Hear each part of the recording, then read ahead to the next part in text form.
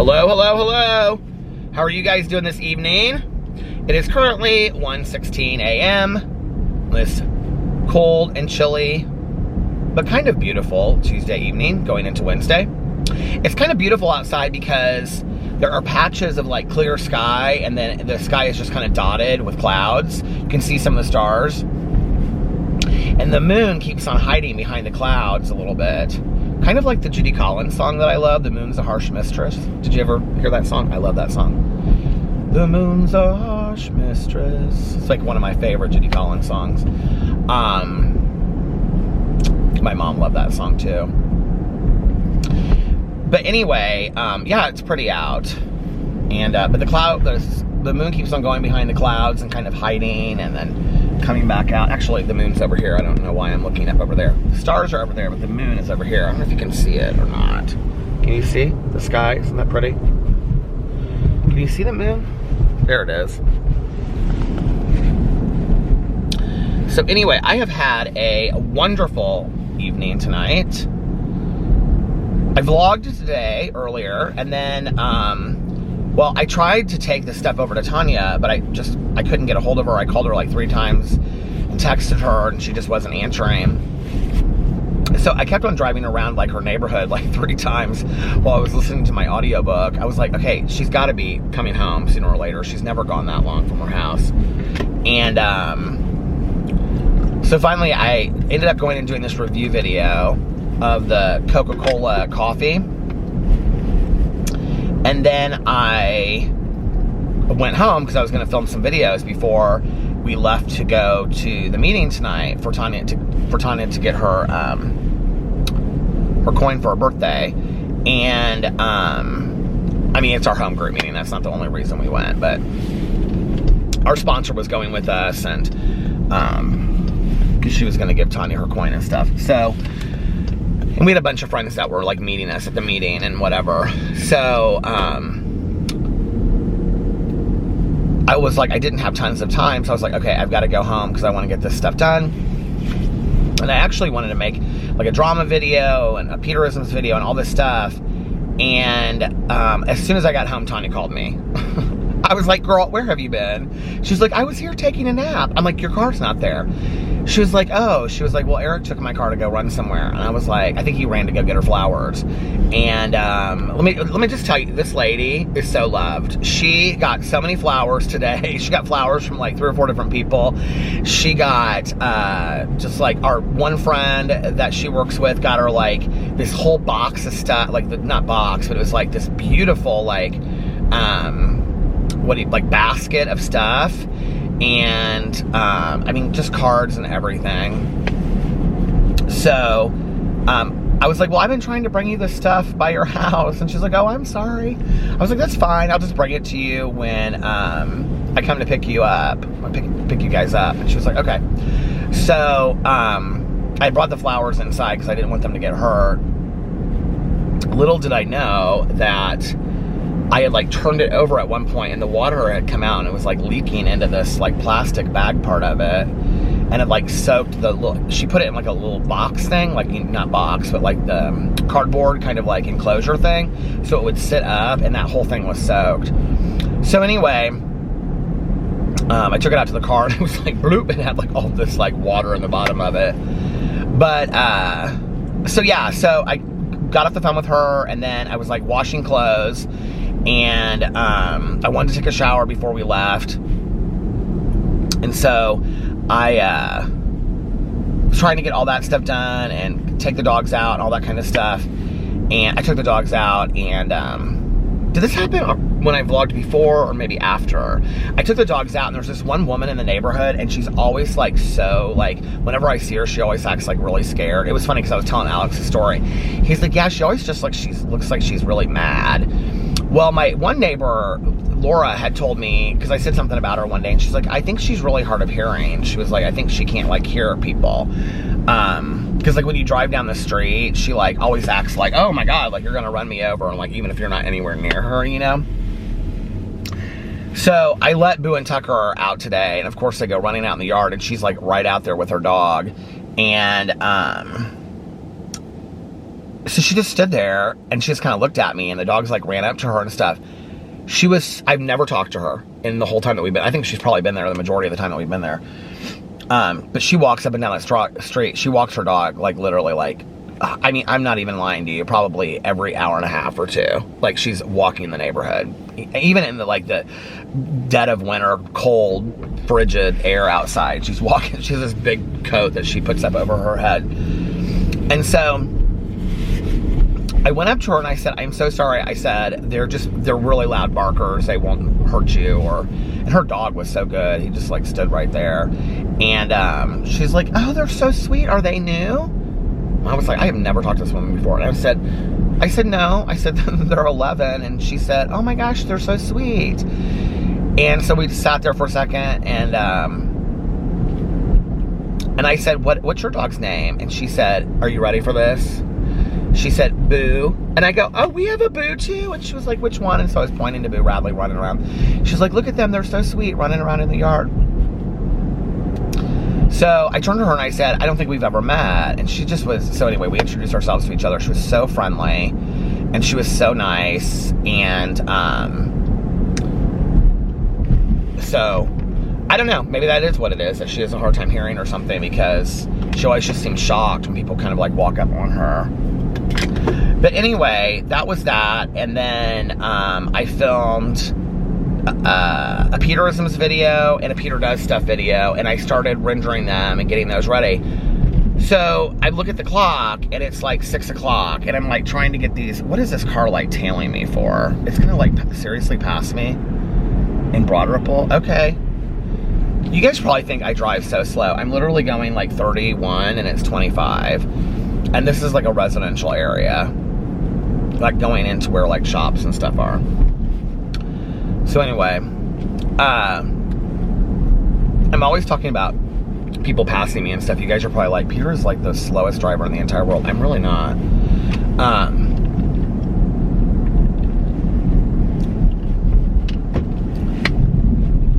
But I wouldn't say that I'm like the fastest driver either.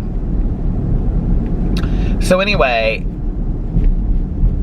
I was getting the review video up in the vlog, and I was uploading my vlog onto my phone, and I was like, I'm not gonna have time to upload all these videos on my phone because it's faster through my phone to airdrop it and then upload it that way, and then do the other stuff on the computer. I was like, I'm not gonna have time to do all these videos. And then it was like, okay, I was like kind of piecing together a drama video, and I was like, I just like looked at the clock and I was like, I have to do this stuff. I have to put a thumbnail together and get all this stuff up. I was just like saying to myself, it's not gonna happen. Like, you're gonna be late to pick up Tanya. And I was like, it's her birthday. Let's just be on time and I wanted to be early. And so I just was like, okay. So I got those videos, like I started uploading them on YouTube, and then I just was like, okay, I'm letting this go, and then I'll post them tomorrow, and it just is what it is. So I posted my review video, and then I posted my vlog, and which is kind of nice, because now tomorrow I have those two done, which gives me more time to like do the other ones I want to do. I might do 2 videos of my drama video tomorrow, or 2 videos on another channel tomorrow. We'll just have to see, because now that I have those 2 up. So I have a video on my Peter Does Stuff channel going up. Well, it'll be up when you're watching this, because I think I scheduled it to go up at like 2 something, 2:30 maybe, 1:30, 2:30, I can't remember. It's me showing my Starbucks cup collection, because people always ask me about that. And then I filmed a Peterisms video, which I wanted to get up tonight because it was very personal to Tanya and her birthday. And I asked her, I said, you know, because she's talked about her sobriety on my videos before, and I said, you don't care if I talked about it? She's like, no, not at all. She's like, she's like, isn't it gonna make me cry? And I said, yeah, it'll probably make you cry. And she goes, well then maybe I don't want you to talk about me if you're gonna make me cry. And she goes, no. She goes, I'm completely fine with that. She goes, it'll be good to cry. She's like, I like to cry out of happiness. We were talking about that tonight.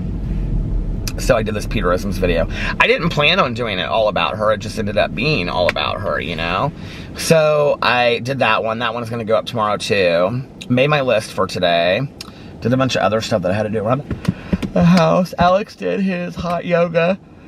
And then he came home. He came home after me because he had to go to Kohl's to do something. I think like you can return stuff to Amazon through Kohl's or something. Did you know that? I didn't know that. That's where he like takes stuff back to return to Amazon or something. I didn't know anything about it. But anyway, so he was telling me that he had to do that on the way home because we were talking when I was on the way to go pick up Tanya. So then I took a shower, got my clothes out to wear tonight, and I wore this cute little brown shirt. I don't know if you can see it, but it's like brown and like the inside is like blue right here. My hair is so flat. It looks so cute tonight, but now it's kind of like falling apart, but whatever. It was cute earlier. And I got to Tanya's like super early, and so I gave her the flowers and the cupcakes, and she took them inside, and then we went to the meeting, and it was really nice. It was really fun. There were a lot of people there tonight, and that was just really, really cool. My sponsor doesn't usually go to my meeting because her home group meeting is an hour before ours, and they're not currently meeting in person, but they're doing like a Zoom call. And she's like, I guess I could drive and just, you know, listen in on the phone while I'm driving to the meeting to come to this in-person meeting, because there's like still not a lot of in-person meetings. I think one of the reasons, well, first of all, a lot of places aren't open to have meetings. Like meetings are a lot of times like in churches and hospitals, and so there's just a lot of places like where the meetings are being held are not currently open, because like a lot of churches are still not open. My home group meeting's in a church. It's in a church like gymnasium auditorium. It's like huge. And so it's enough space. Like we sit like 10 feet apart, 6 to 10 feet apart, like at the beginning, and then we split up into smaller groups, and even in the smaller groups we sit 6 to 10 feet apart. And there's like, you know, masks, and you have to have there's hand sanitizer right when you walk in that you have to use, and no hugging anybody. We don't hold hands. Like we usually hold hands to close the meeting. We don't hold hands. We just stand with our hands to our side or behind our back or in your pockets or whatever. There's no hugging. But it's an in-person meeting, which is nice. I love the Zoom meetings, and I still do Zoom meetings, but it's just really nice to see people in person. So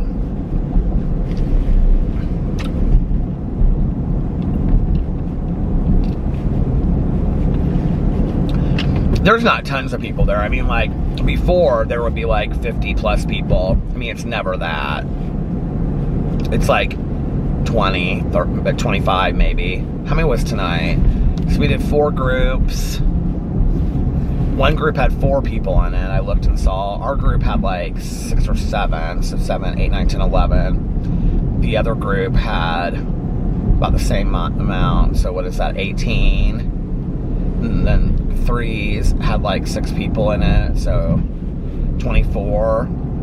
And then the newcomer group had 3 people in it, so it was 27 people. That might be wrong. It didn't seem like there were that many people there.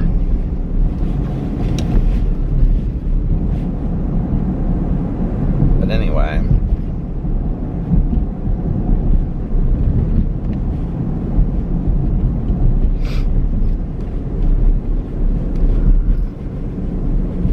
It was fun seeing everybody tonight and talking and swapping stories, and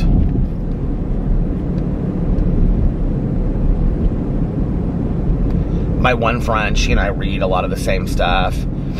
We found this out like 6 months ago, and she's actually like we've known each other for a long time. And, well, my one friend, she and I listen to or we both follow a lot of true crime, but my other friend, she likes to read thrillers and stuff, and so we're always recommending books to each other. And I said to her tonight, I said, I'm trying to think of something to recommend to you that I've read. She said, I'm reading all fantasy now. I said, you are? She goes, I'm reading all fantasy now, and I'm loving it. I said, okay. But she and Tanya both are like, they love to download the free, but where is my lip gloss? I should have brought one of those new lip glosses, because this lip gloss is like, I think it has nothing in it. But she and Tanya both are obsessed with reading the free books on Kindle. Tanya's always so funny because she's like, she reads these books. Like, every day they have like a free one or something like that. I don't know. She always downloads it. She usually reads it that day. And I'm like, so I'll call her and I'll be like, what are you doing? And she'll be like, I'm reading this book I downloaded. And I'm like, is it any good? And she'll be like, it's okay. And I'm like, well, what's it about? And she's like, I don't know. Same thing as always says, you know, man and woman are together, somebody gets murdered, they don't know who it is, and it always ends up being the husband. But then I'll call her I'll see her the next day for like a fountain pop, or I'll call her and I'll be like, how was that book? Oh my God, that book was so good. And I'll be like, well, what was it called? And she'll say, I don't remember. And I'll say, who is it by? I don't remember. Well, what were the characters' names? I don't remember. And she literally read it the day before. She doesn't care. She just like enjoys it while she's reading it. Tanya reads really, really long books too. I mean, that's usually, like, if a book is like 600 to 1,000 pages, that's what she loves. Like, whenever I'm like, tell her to look up a book that I'm recommending to her, she'll say how many pages. She'll look it up and it'll be like 500 or 600 pages. She'll be like, oh, that's perfect. That's like a book, because she can stay up all night long then and read like a 600-page book. 1,000's probably pushing it. She doesn't read a lot of 1,000-page books, but like 500 to 700 in there, like that's a solid book for Tanya. She likes a long book like that. I don't like long books like that. That's too much of an investment. I mean, I'm gonna have to really, really love a book for me to like read a super long book like that.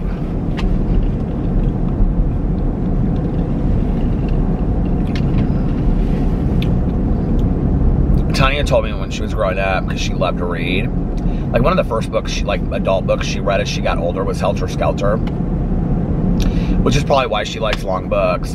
And she said she would like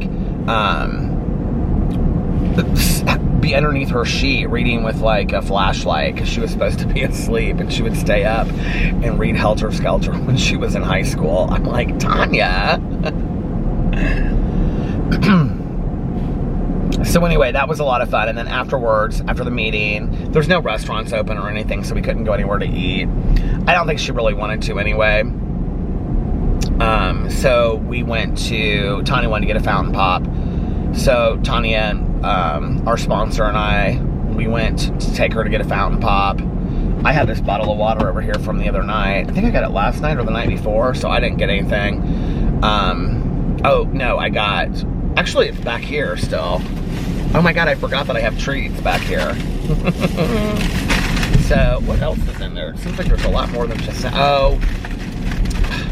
Melissa, even though she bought the Gaga cookies, I ate them and I gave a pack to Tanya and a pack to Tanya's husband, Eric, because Melissa, I had bought these for Melissa. And so I got her one to eat and one to save. Well, I saw that she posted on Facebook that she had gotten like the bigger pack, they're pink, at Walmart. And so I was like, oh, well, she won't need these anymore. So I gave them to Tanya and Eric the other night. So I was talking to Melissa today, and she was like, I said, oh, I saw that you found those. And she's like, yeah, I still need the ones that you have. She's like, to save, because she collects all this Lady Gaga stuff. She's like, I still need the white ones. And I was like, oh, well, I gave them away. She's like, did you really? You'll never be able to find them again. I said, girl, they have them at the gas station. Trust me, okay?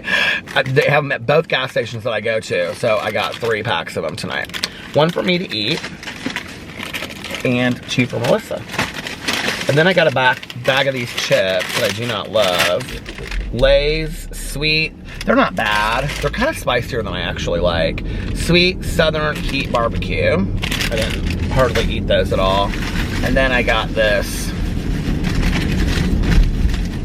Reese's Nutrageous bar. And I didn't hardly eat any of that either. See, I actually can just eat part of a candy bar.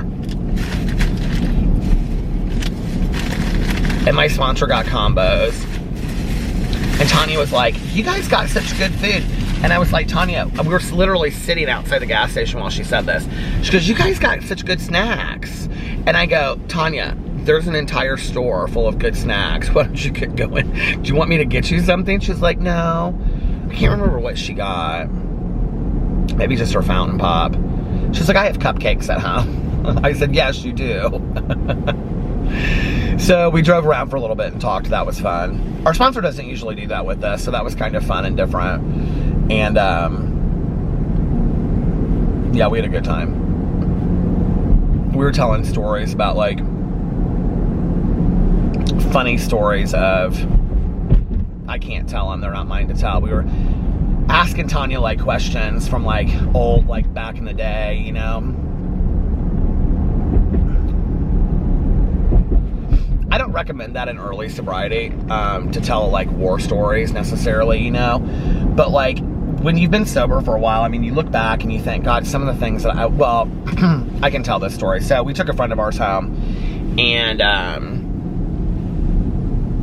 I had shared a story in the meeting tonight about something that happened when I used to drink in a gay bar. And so my friend asked me, because we used to go out to the same clubs and stuff, she was like, what bar was that? And she said, was it the Unicorn? And I said, no, girl. I said, I only went to the Unicorn, like, I think maybe once. I said once, maybe twice. And I said, and I know I got kicked out of there the last time I went. And she was like, so the Unicorn was a strip club, and a gay strip club. And it was in this house, and it was like, you had to have a membership to get in. And that was like, I don't know why they had a membership, but it was like a private club, which was stupid because you paid $5 and you had this, like, business card that said that you were a member to it. Because I can remember we went and I had to, like, pay $5 or $20 or something. It was something stupid to get this little card that said I was a member of this private gentleman's club or whatever. I don't know why they did that. But it was on this old house, or in this old house off of, like, Capitol here in downtown Indianapolis. It was kind of like off this alley in this, like, between these two streets downtown by the hospital. It's like in a weird area. And I remember it was, like, painted like purple or pink or something. And it had this staircase that went up, like this wooden staircase that you would go in there. I mean, you would drive by it and not think it was anything, you know? This was not where the story, I'm not going to tell the story, but where the story that happened, because it was kind of a sad, devastating story, but happened when that I shared. That wasn't where it happened. That actually happened at this bar called the Metro, which is still here in town. But she was like, oh, I used to go and party all the time at the Unicorn. I was like, girl, what were you doing at the Unicorn? So anyway, and then she was telling stories about the 501, which was like this not Tanya, this is another friend of ours. And which is so funny because she's, like, married and has kids and stuff now. And she was like, oh, I used to go to the 501 with my friends. 501 is a leather bar. And so, like, where all the guys wear, like, leather harnesses and stuff, you know. I don't know that I did go there a couple times, I think. I don't know. Anyway, back in my drinking days. So I was telling her, because she was like, well, what? You said you only went there once, but you got twice, but you got kicked out. And I was like, I got kicked out because, so my friend, who was funny because when I said his name, she knew him, and he was kind of like a big deal in the gay community back in the day. He liked to drag and stuff. He took me there, and I was, like, so wasted. I can kind of vaguely remember this, but not, like, kind of barely. And so I was, like, dancing, and I was like, these dancers suck, and they're not any good, and why are they hiring these dancers that are, like, they were like, anyway, I just was like, I don't know why they're these dancers, and I can dance better than them. And my friend, who always liked to put me in uncomfortable situations where I would get, you know, make an ass of myself, he was like, well, girl, why don't you get up there and dance? There was literally nobody in this bar, okay? It was like us and like 3 other people and these dancers. And these dancers were like, one was in this dance thing at the back, and the other thing was like in the middle or to the side of the bar, and it was like these 2 poles, right? Now, I've been to some gay strip clubs before that are like packed, and the men literally look like they should be in like professional bodybuilding magazines, okay? This was not that. Let me just say, this was not that. It just was sad, the whole situation. So I went up there and I was like dancing in front of I was dancing in front of this guy that probably, I mean, I was probably, I don't know, 165, 170 at the time, and he probably weighed half of that. And I went up there and I was like, like side by, like matching his, like, because he was like, you know, doing one of these deals, and I'm like this. And so then I step up on the stage, which is literally like this, you know, it's like floor stage like that. I mean, it was not. And I stepped up there. Oh my God. And I was like this. This is so bad, but you know, like when you're like drunk, you like just think what you're doing is so funny. It kind of was. And so all of my friends are like rooting me on. And I'm thinking it's like a duel of the strippers, you know? And so I turned to my side and I went, boom! Like that, and like boomed him off the dance. Like he's like, I started hanging up and upside down on that stripper pole. I mean, you could not tell me that I was not Demi Moore in that striptease movie. I thought I was like the stripper of the world on that strip pole.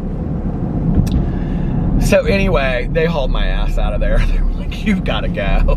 It's time for you to go." I got carried out of a few bars. I was always like, "Ah, let me go, let me go." I've spent hard-earned money here. It was penny beer night. So anyway, then we were telling stories about, or I was having Tanya tell stories, because there are some stories that I love. She tells.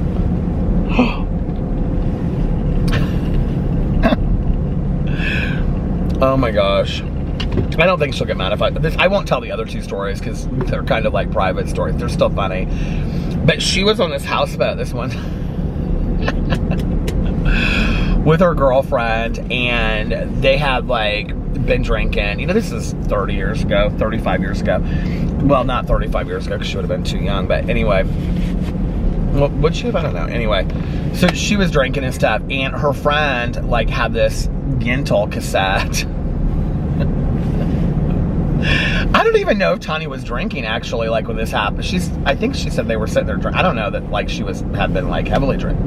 Anyway, it was the Yentl soundtrack by Barbra Streisand, which is like hands down one of the worst albums ever in the world. And Tanya finally, like her friend like flipped it over and pushed play, and they had listened to it like 8 times. And Tanya clicked that thing open and took it out, and she started just like going like this with the cassette, and she threw it overboard. And her friend just looked at her and she's like, "I'll buy you another one." Oh my gosh.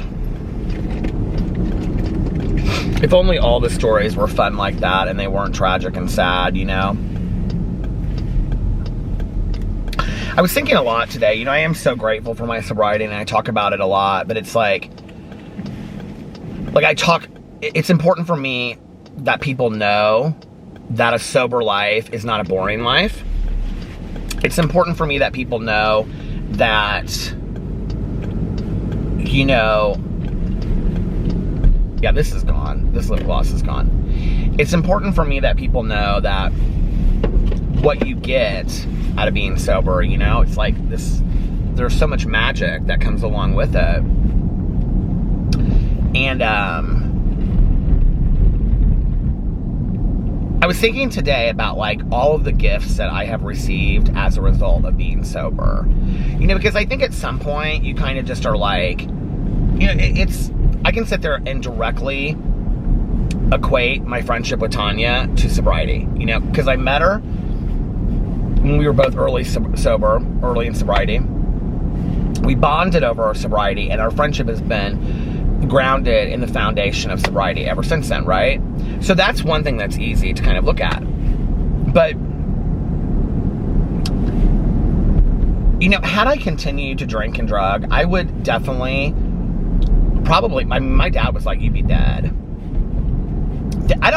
I sometimes forget really truly how bad it was at the end. I mean, it was bad at the end. So I probably would be dead, you know? I'm like looking at the clock because I don't see how much time I have, but I'm like, it's already, the battery is at half. I don't want to vlog forever tonight, but the battery is already at the halfway mark, and I'm like, should I go in and change it now?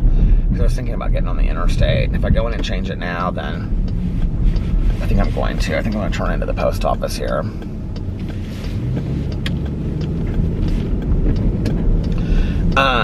So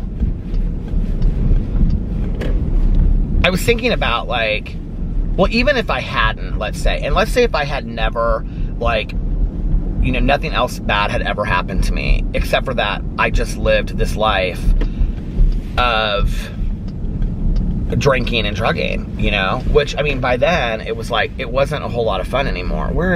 Literally, as I said that, it stopped. I was like, where am I at on the time? And then it stopped. The battery's not as hot tonight. It's probably because I didn't vlog for the whole hour with it.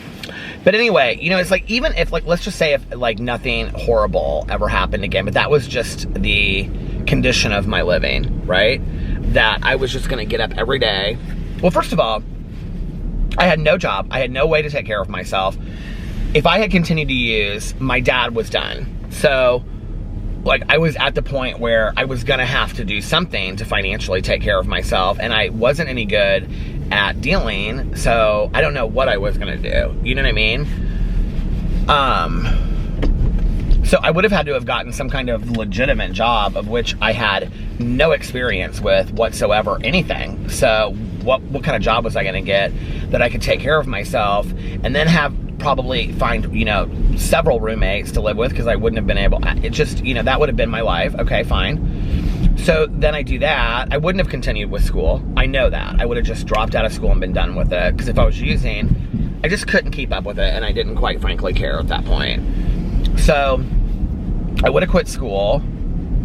I probably would have gotten, because I was so addicted to being in relationships as well, I probably would have got into several relationships that probably weren't super healthy for me, you know, and continued to drink, continued to use, continued to do damage to people in my life. I would have lost relationships with my dad and my mom. I honestly do not know. You know, my mom always said, like, she didn't say this to hurt my feelings, but she would say, you know, like, I didn't get sober for you. I got sober because your uncle had this triple bypass surgery. But I don't know that my mom would have gotten sober and stayed sober. I think, like, she did talk about how much, like, the fact that we were in sobriety together and having a family member in sobriety, like, really helped it, you know? And I mean, we both acknowledged that just having each other in sobriety, family members, was, like, hugely powerful, right? But I was not the reason that my mom got sober, but I don't know that she would have stayed sober, you know? So then that would have been the condition of her life. You know, I would have had no relationship with my dad or my stepmom, because I had already done so much damage to that relationship. I would have done even worse damage to the relationship, you know, because I didn't even really realize how much I had affected their marriage. I think my stepmom was so done at that point, and, you know, rightfully so. I mean, I know she loved me, but she was like, I can't, like, you can love somebody, but that doesn't mean that you have to like what, you know, what's going on, and she didn't. And I think she was angry at my dad for not setting boundaries and limits. I think she was angry at me for affecting their marriage. And, you know, and then there were all other kinds of people that were affected in it, you know, as well. Like, I did that video with Caroline recently, and she was like, yeah, I didn't really know that Peter was using on that level, but I didn't really see her that much, you know, and I wasn't always showing up to family vacations and stuff, like, or family vacations. We never did family vacations together. Family holidays, like that Thanksgiving before, I had been asked not to show up. My dad had called me and said, your mom and I think it would be good if you didn't show up to either of our family's holidays this year, you know, like, who does that? Like, and I had done that. Like, that wasn't my dad or my mom. I had done that, you know? So let's just say if that was the condition of my life and I went on, okay? Sure. So if I didn't die, which I was really killing myself slowly anyway. I mean, my counselor said that to me when I was in treatment, and I didn't really get that until, like, I got it, you know? And then I was like, she's absolutely right, I am. But, you know, let's just say if that my life had gone on, what would that life look like? No substance. I mean, I'm not talking about substances. Like, there would be no substance to my life. There would be no value to what was going on. Honestly, in all truth, you know? I think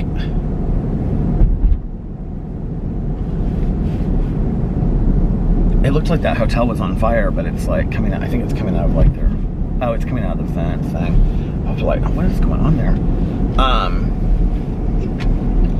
You know, I think it's a sad thing when you look back on your life and you're like, my life had no value. But that was the truth. And I think what's sad about that is that today my life has great value. I personally feel like it does, and I don't really check that out with anybody else because I don't really care. I feel like my life has great value today. My life had great value 30, 60, 90 days after I got sober. definitely at 6 months or a year sober, my life really added quality and value. 26 years later, definitely. I can't, insurmountable value. So when I look back on that, could I have just gone on living the way that I was? I mean, maybe. Like if nothing bad ever happened again, you know, then if I just didn't die from my use, sure. But what kind of existence is that? You know, and then I think, and I share that only for anybody out there that's really, really struggling. There was one other thing I want to talk about. I think about that with, you know, other people that are struggling, to just say, like, you can have a life of value and substance where you just feel great about your life I mean, not every single moment of my life is perfection. It just isn't, you know? But by and large, most days are pretty good. They are pretty good. They just really are, you know? And I want other people to know that there's fun to be had and relationships to be had. And, you know, and I was thinking about that all day today, and I kind of shared about that a little bit tonight. It's like, when I got, I mean, it's just, Tanya is an example of that. You know, when I got sober, people told me, and I've shared this on here before because I share it a lot, and I always share it on her birthday, you know, people told me that you will, you know, repair your life, you'll repair relationships in your life, but nobody ever said to me, you'll find the greatest friends you ever found that will ever be in your life. Like, nobody promised me that. And I'm not saying that for everybody that gets sober, you're going to find the greatest friends you've ever had. But what I am saying is that great things will come to pass. That is promised to us. And when I look at my life and I look at 3 amazing romantic relationships, that 2 of them did not end great, but I was able to end those relationships with civility and kindness and compassion to one another, where we could respect each other just to say, this is not working anymore, you know? And then to find my husband, which, yes, the relationship's been tough, but I mean, he's just my everything, you know? And I'm pretty sure he feels the same way. And, you know, to my dogs, to my other friends that I have in my life, to being able to be present for when my mom passed, that was a privilege. To be able to be present, you know, for my cousin when my aunt and uncle passed, and to be able to be part of that, and to be able to remember and show up and not drink and make everything about me, because I did. You know, all these trips I've taken in my life and all these moments, and I think about all the minutes that I've laughed with Tanya in this car and cried, and, you know, all of the deep conversations that we've had, and all the deep conversations I've had with my husband, and dancing with my husband's family on Christmas Eve, and the wonderful foods I've eaten in this world, and all of the things that I would have missed out on, all because of drugs and alcohol, you know? And thank God I just trusted what other people had to say and just did that, you know? And as a result, amazing things have come to pass, and my life looks like it does today. And I think that that's the important part to never forget. It's not just about putting it down, health issues, which are great, repairing your relationships, all that kind of stuff. It's like, it's literally like being handed a lottery life that you never thought was possible. I mean, if somebody had shown me my life today, 26 years ago, I would have been like, you are crazy. You are crazy. That's never going to happen. I'm never going to have that life. I'm never going to have people that care about me. You know, it's like, it's just amazing.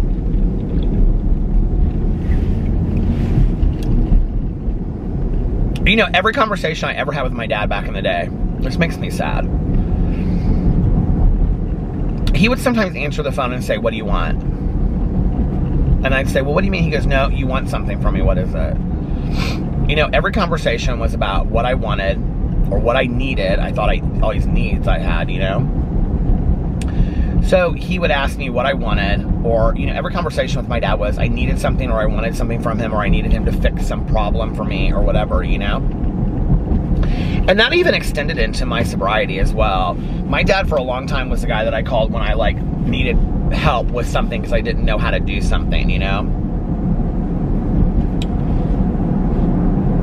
I mean, that's a dad thing, I think.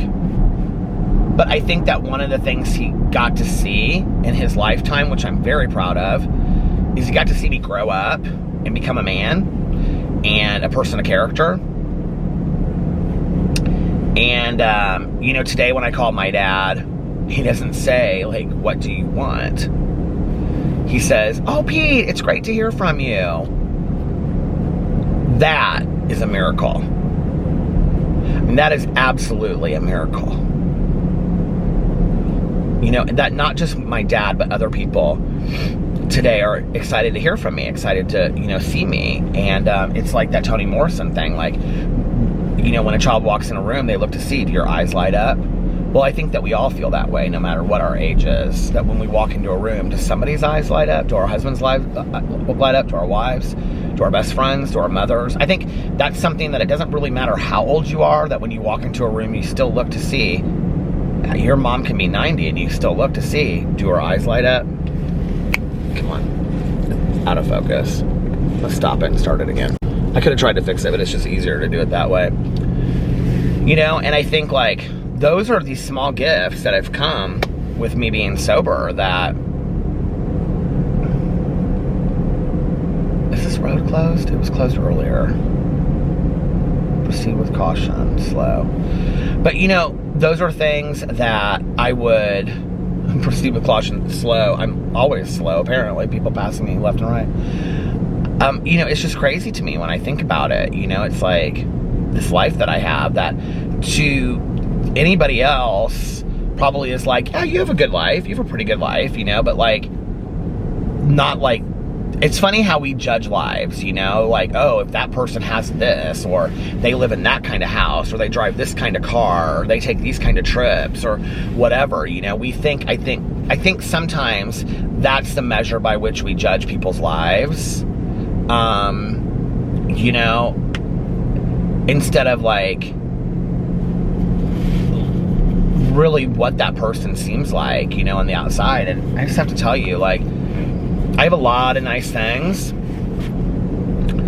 Those things don't really amount to much in the grand scheme of how I feel when I wake up in the mornings, and that I feel pretty content, and that I feel blessed to have the people in my life that I have, and that I'm still alive, and that there are people out there that love me and want to hear from me. Just like the appreciation, like I never, like when I was drinking and using, I never like lost the appreciation for the small stuff. Like that's kind of who I've always been in my heart. Like even like when I was younger, like I've never lost the appreciation for that. So like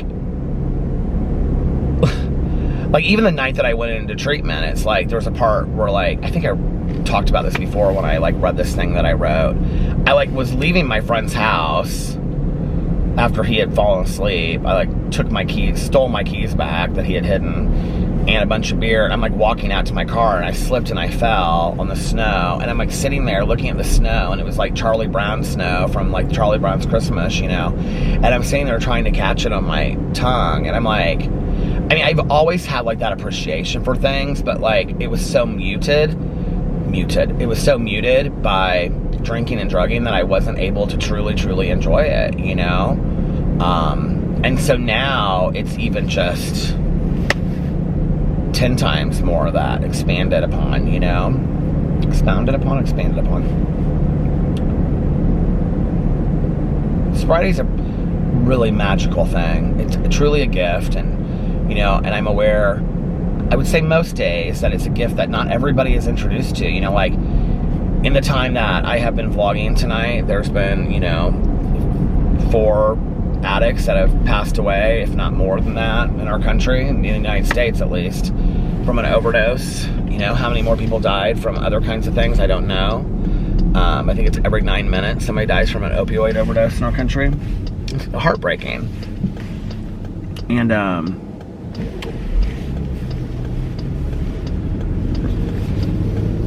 don't know, birthdays are a good way for me, not just mine, but other people's as well, to like acknowledge the miracle of this program, you know, and really what a miracle it is that I'm still sitting here. So anything that's greater than that is, yes, an amazing life. But then on top of that, all of these other gifts that I've been given, who would have ever known? Who would have ever thought, you know? It's just a really cool life. It's a beautiful life. Somebody asked me, okay, I want to go into this before I get off here because I don't want to vlog forever. And I said I was only going to vlog for a little while tonight to myself before I got on here. And by that, I meant like 30 minutes because I haven't done a 30-minute vlog in a long time. And I ended up doing, where are we at now? I'm like at almost an hour, 50 minutes or something like that. I have no idea because I stopped it. Where's my Patrick Ta lip gloss? This one that I do not love. The component also kind of reminds me of my mom a little bit. I don't know. It's like an old school like lip gloss or something. Somebody asked me in the comment section below. I'll start this and then I'll say I just want to not talk about it forever, but then I'll end up talking about it forever. Somebody asked me in the comment section below. Okay, I don't know that I understood the story exactly right. Well, I'll just simplify it. I think somebody's dad just lost their dog. So first of all, I just want to say I'm really, really sorry. I think losing a pet at whatever age they are is like, it's a grief unlike any others. You know, like, I don't think you can compare it to any other grief. I have in the past, but I think in really looking at it, it's such a different relationship that we have with pets, whether that's dogs, cats, fish even. Like, you know, I had a weird relationship with a goldfish at one point in my life. I've told that story on here before. But, I mean, like, by weird, I mean I was extremely attached to this goldfish. His name was Johnny. I found out later there was about 10 Johnnies because my ex kept on finding them having died and he replaced them.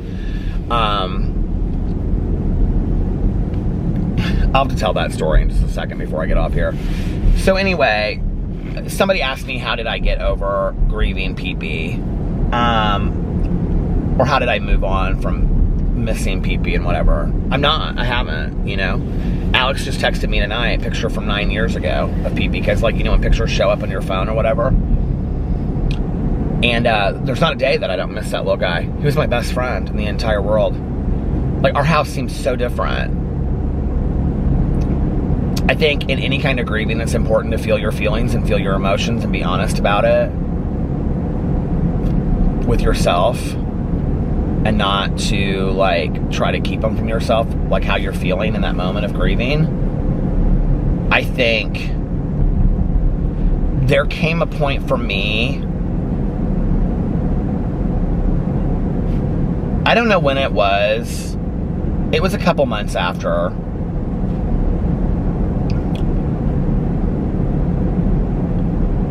where it was almost kind of like,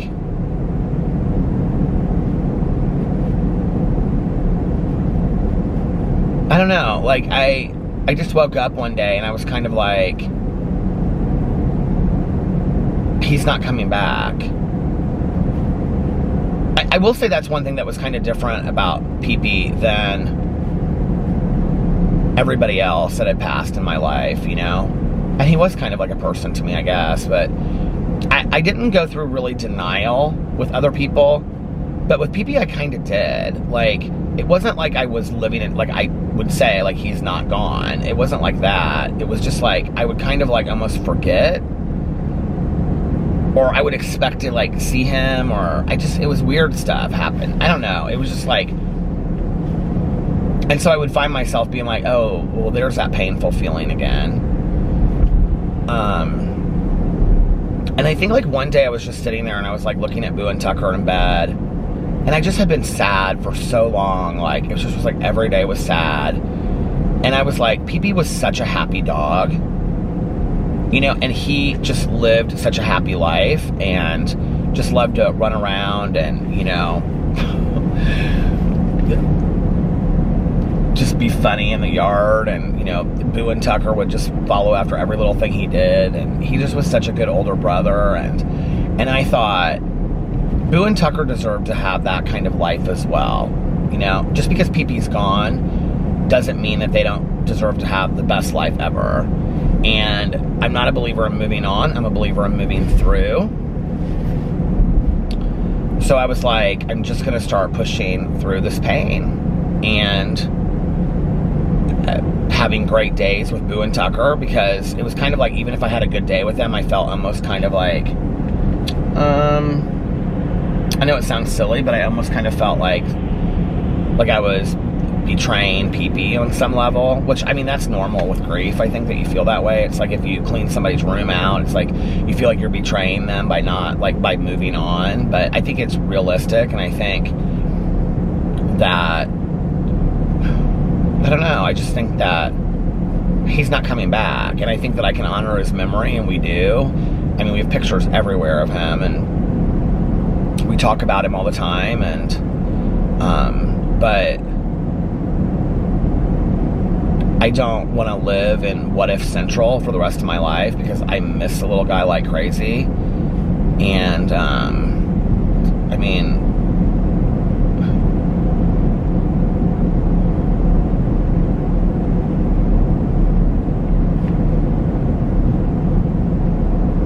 there's nothing I can do, you know, like,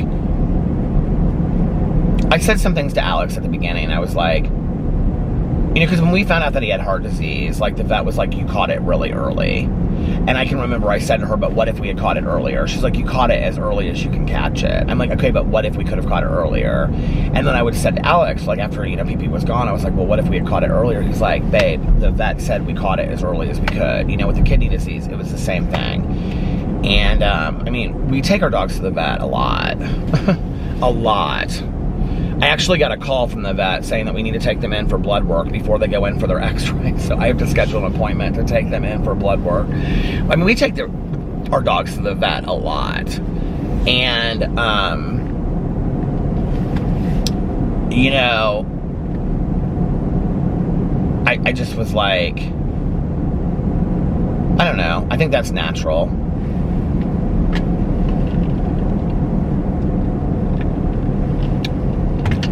I mean, even like when the vet told me, you know, she was like, towards the end, she was like, Peter, when I told you 1.5 years, because I said to her, like, how long? And she said 1.5 years. She said, I really didn't think the dog was going to make it past 6 months. And I said, I can't believe you told me. She goes, well, the dog lived almost, you know, well, the dog did live 1.5 years, because that was like Halloween, and then he, you know, lived till the end of December. And so he did, I mean, she couldn't believe it. So,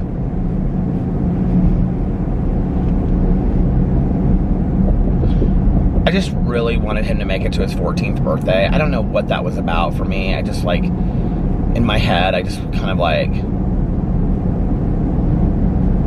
I just thought if we can just make it to his birthday, you know?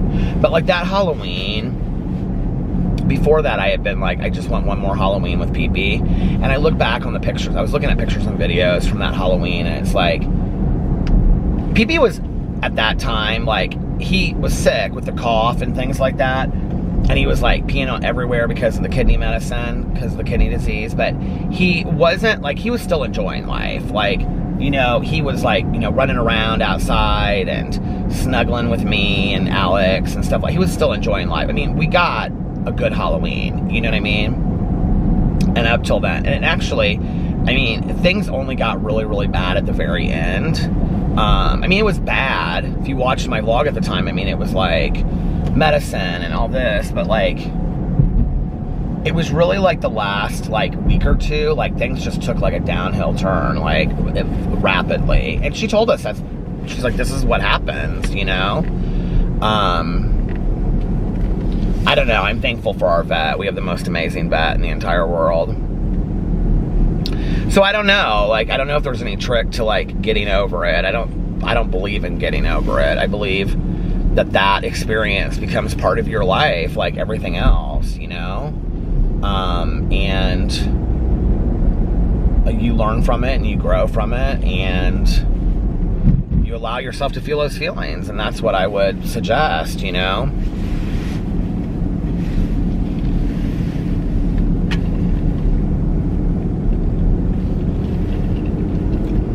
So thank you for bringing up that question, though. I don't know if you ever stop grieving. I almost kind of feel like grieving is like this, like, I don't think you wake up one day and you're like, yeah, I'm done grieving. I think it's changes. I think the condition of your grieving changes, like, as you grow. Like, you know, I don't grieve the same way for my mom today that I did 12 years and 9 months ago or something. But I still grieve the passing of my mom. I still grieve her, you know? But it's different. And I think I always will at some point. Just like I think I'll always grieve Pee-Pee, you know? Just like I grieve the pets that I've lost before Pee-Pee, you know? I think those experiences are always with you. Just like the friends of mine that have passed, the family members. I don't think the grieving ever stops. I think it just changes form as you grow as a person. And I think sometimes I've stood in the way of my own growth as far as like in grieving, you know? I've stood in the way of my own process. I don't know if that makes sense, but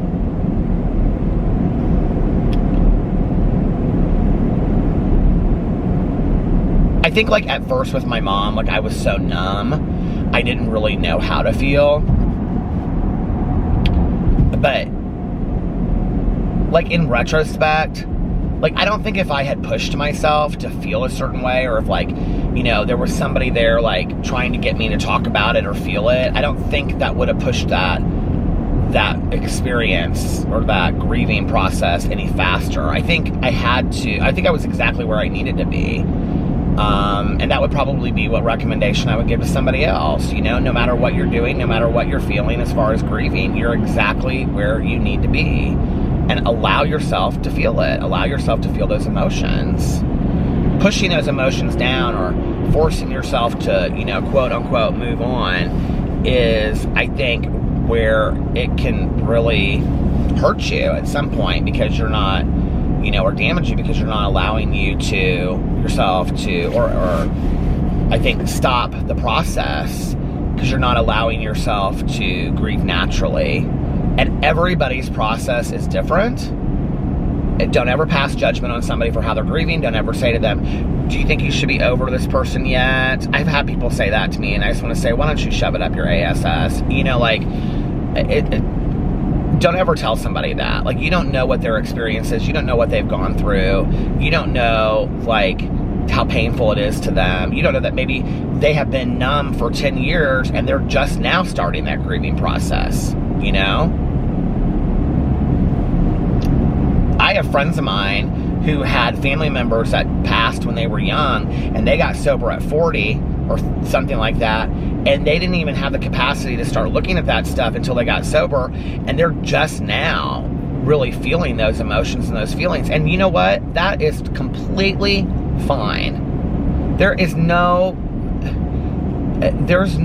like outline or script on how this stuff is supposed to work. You know, yes, there's the stages of grief and all that, and I don't know, I believe in them kind of. They didn't necessarily fall in that pattern for me, but it's like I started sharing an experience and talked about my friend and said her name. But anyway, you know, I'm somebody that kind of lingers in grief for a while. My cousin Caroline is the complete opposite of that. You know, she just takes care of business real quick. Obviously, I don't. I have a basement of my mother's stuff that is still down there. Let's just be for real, okay? And the reality is that's 99.9% out of laziness. That doesn't even have anything to do with grief at this point. It's pure laziness. But, you know, my cousin had her parents' house cleaned out like that. I didn't, you know? I think Caroline is very stoic with her emotions. Unless she and I are one-on-one talking, she's not a emotion in a group kind of person. She doesn't like to do that. I am. I cry in, you know, a group of 1,000 people. Do I think that because of her doing things very quickly or taking care of business very quickly, or her not being emotional means that she did not love her parents any less or any more than I did? Absolutely not. I think that's how she grieves, and I grieve in a different way. Do I think that she loved her family, her parents, just as much as I loved my mother? Absolutely. You know? And differently, too, you know? So, I don't think the way that anybody grieves, whether they lost a pet, or a friendship, or a relationship, or, you know, a job, or they had to move, and so it's like moving from one apartment to the next, because we grieve all of these things. All of these things are change and loss, and we grieve all of that, right? Or if it's somebody passing away, whether that's a mother or a family member or a friend or a grandparent or a neighbor down the street or whatever. I have grieved for people that I did not even know, you know? This true crime book club, sometimes I grieve for people that, like, I didn't even know. You know, for somebody else's pain. I think many of us have done that. Well, is that wrong? No. That's some of us. And just because I cry about it doesn't mean that somebody that doesn't cry about it doesn't have the same emotional response. They just don't react that way. We got to stop comparing grieving to other people, you know? So, you know, the advice I would give is you're probably exactly where you need to be. Don't force it. Lose this idea of moving on and getting over it, and think instead about moving through. That's what I was taught. Somebody told me that. Some friends of mine who had lost their son, I used to speak with them a lot back in the day about like their experience losing their son, and then I would share we went to places and spoke together, and then I would share my experience about being in treatment. And when my mom died and she came to the funeral, I called her. She said, "You can call me anytime." And she had done, the mother had done a lot of work. Well, I was friends with both of the mother. I'm still friends with both the mother and the father, but she had done a lot of work on grief. And so, and this was years later, you know, this was,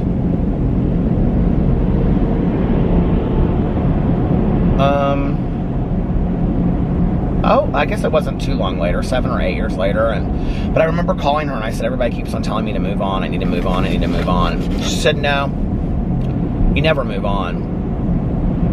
You move through, and you carry those memories and those experiences and all of the things you loved about that person with you. And you'll carry that on, and you'll carry that as part of you throughout the rest of your life. And I think it's so true. And so, no, I don't think grieving ever really stops. And I don't think it has to.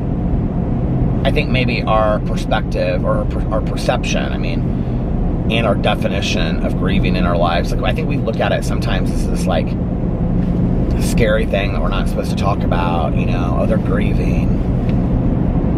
I think if we were less afraid of it and we talked about it more, you know, I think we would be helping more people out. But losing a pet is, nobody prepares you for any of this stuff, right? But like losing a pet is just this absolute, just, you know,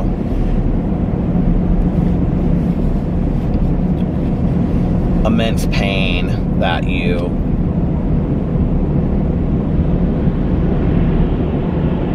I don't know, like the other thing too is like I didn't live with my mom, you know, like at that time, and I don't know, maybe it would have made any difference if I didn't, but like I didn't live with my aunt and uncle when they passed, but you know, like PP slept next to me every single night. I woke up, first thing I saw in the morning was his little face, you know, those little ears. And so I think about that, and it's like he was literally like, I say this to Alex all the time, like, isn't this a weird concept?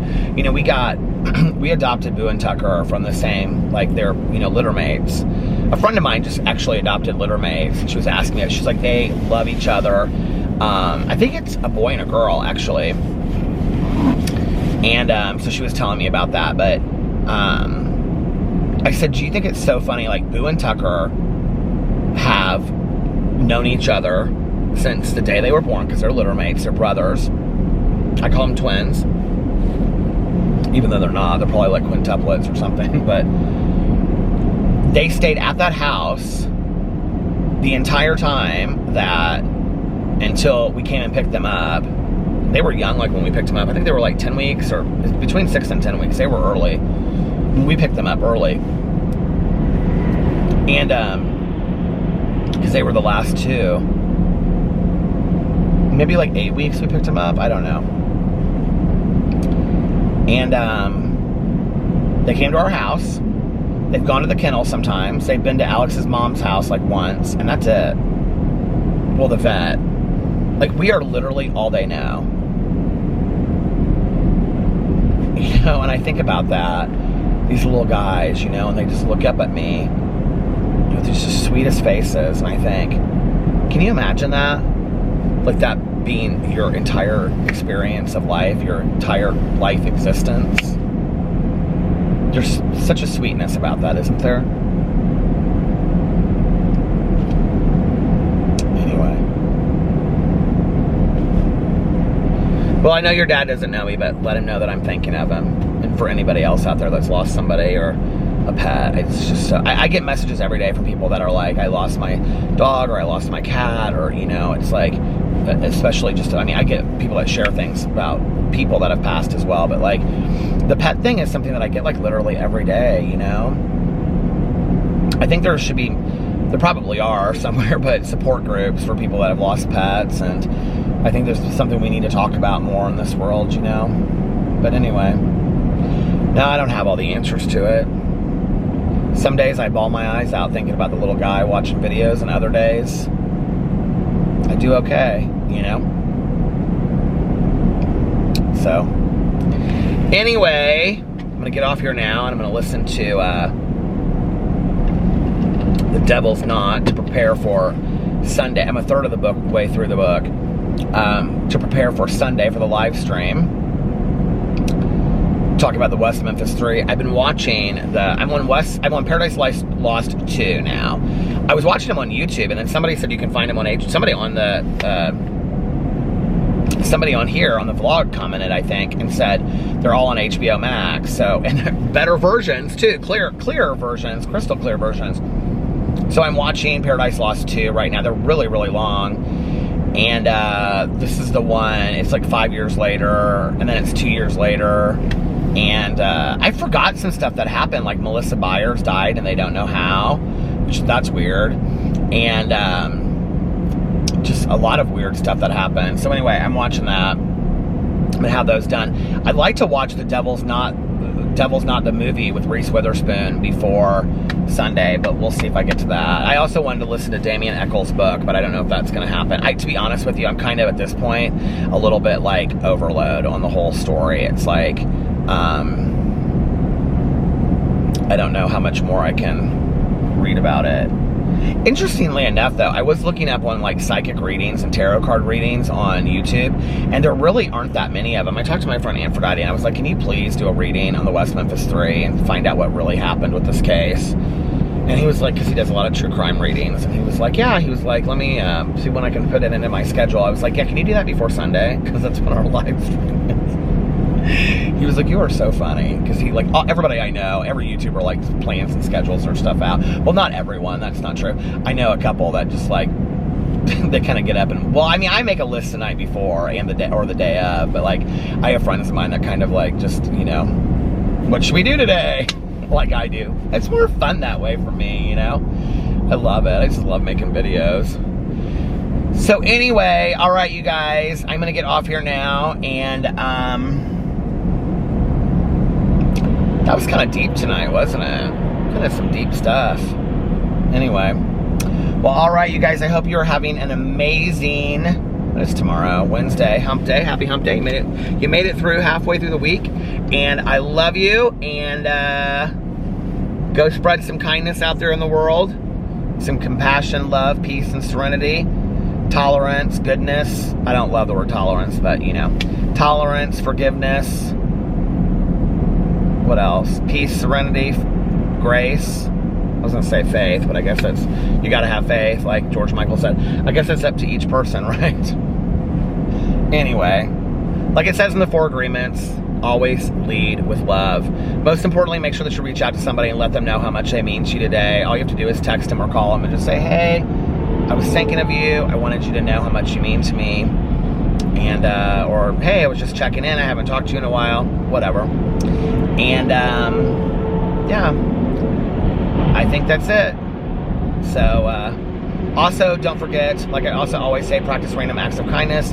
But also, like I always say, don't tell anyone. Just do it because it's the right thing to do. It's a nice thing to do. It's a good thing to do. It's a nice thing to do. It's the right thing to do to just kind of, you know, put some love out there in the world. And I love you, and I love you, and I will see you tomorrow. Bye. Love ya! I had to stop my hand because I don't remember how I always do it, but it's like, anyway, love you. Do I put my hand down like this first, or do I go, love you? Bye. Bye. Oh, that's what I say. Okay. All right, you guys, I'll see you tomorrow. Bye. Love you. No. All right, you guys, I'll see you tomorrow. Bye. Love ya. Is that right? All right, you guys, I'll see you tomorrow. Love ya. No, that's not right. Anyway, it doesn't matter. All right, you guys, I'll see you tomorrow. Bye. All right, I'll see you guys tomorrow. Bye. Bye. Love ya.